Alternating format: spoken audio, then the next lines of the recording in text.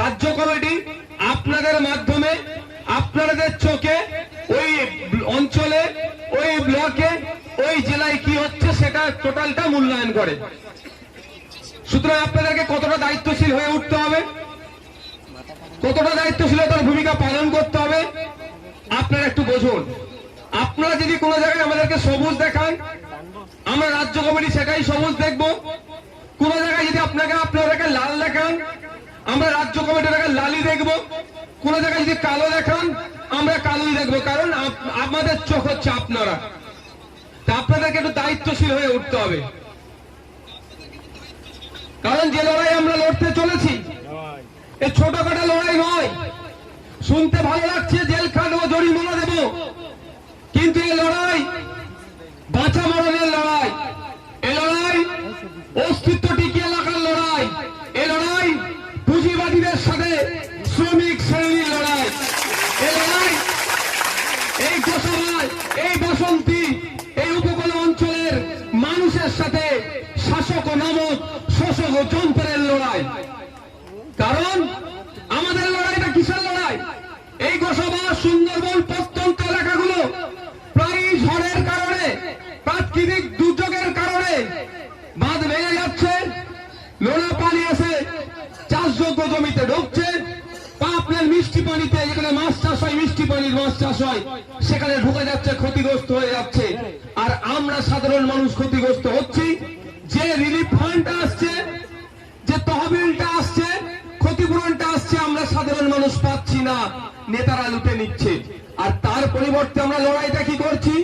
আমাদের দাবি আপনারা গ্রামে গ্রামে, বুথে বুথে গিয়ে আওয়াজটা তুলে দেবেন, এই আওয়াজটা পৌঁছে দেবেন যে আমাদের একমাত্র বিধায়ক, সংযুক্ত মোর্চা তথা আইএসএফ এর বিধায়ক, পশ্চিমবাংলার বিধানসভার মধ্যে, পশ্চিমবাংলার আইনসভার মধ্যে সুন্দরবনবাসীর জন্য, বাসন্তীবাসীর জন্য, গোসাবারবাসীর জন্য, এই প্রত্যন্ত উপকূলীয় এলাকার বাসীর জন্য কংক্রিটের বাঁধ নির্মাণের দাবি তুলেছে।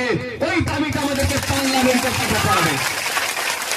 লড়াইটা ওখানে আমাদের কোথায়? লড়াইটা মন্ত্রী হতে হবে, এমপি এমএলএ হতে হবে, এটা লড়াই নয়। লড়াইটা হচ্ছে সাধারণ মানুষকে বাঁচাতে হবে। লড়াইটা হচ্ছে কৃষকদেরকে বাঁচাতে হবে। লড়াইটা হচ্ছে যারা শ্রমজীবী মানুষ আছে, দিন আনে দিন খায়, তারা মিনিমাম ওয়েজেসটুকু সে পাচ্ছে না, সেটাকে করতে হবে এই লড়াই। তো লড়াইটা আমাদের জন্য কিন্তু ছোটখাটো বিষয় নয়। কারণ দেখতে পাচ্ছেন সন্দেশকালীন মা বোন বাপ ভাইরা লড়াই দিয়েছিল বলে ওদের সাথে যে অন্যায় হয়েছে, যারা অন্যায় করেছে তারা জেলের ভাত খাচ্ছে। এখন যে জমি লুট হয়েছিল, জমি ফেরত পাচ্ছে। তো আমরাও যদি সঠিকভাবে লড়াইটা দিতে পারি, বিগত দিনে যারা আমাদের সাথে অন্যায় করেছে তাদেরকে যেমন জেলের ভাত খাওয়াবো, আগামী দিনে আমাদের সাথে অন্যায় করার তারাও সাহস পাবে না। সে লড়াইটা কাদের মাধ্যমে হবে? লড়াইটাকে আমি একা দিতে পারবো? মেঘনাথ বাবু একা দিতে পারবেন? সম্ভব নয়। উদাহরণের জন্য বোঝাই, এই আজকে কর্মী সম্মেলন, যদি আমি চাই একা আমি কর্মী সম্মেলন সবটাই সামনে নিতে পারবো? সম্ভব? এই স্টেজ, ব্যানার, এই দর্শকদের বসার জন্য, আমাদের কর্মীদের বসার জন্য মাথায় শেড, যতটুকু পেরেছি লাইট, ফ্যানের ব্যবস্থা হয়েছে। এটা কি আমি যদি একা চাইতাম পারতাম? আমরা অর্গানাইজ ওয়েতে আছি বলে, আমরা আমাদের ঐক্যবদ্ধ প্রচেষ্টাতে আমরাই আমাদের কর্মী সম্মেলনটাকে সাফল্যের উচ্চ শিখরে নিয়ে যেতে সক্ষম হয়েছি।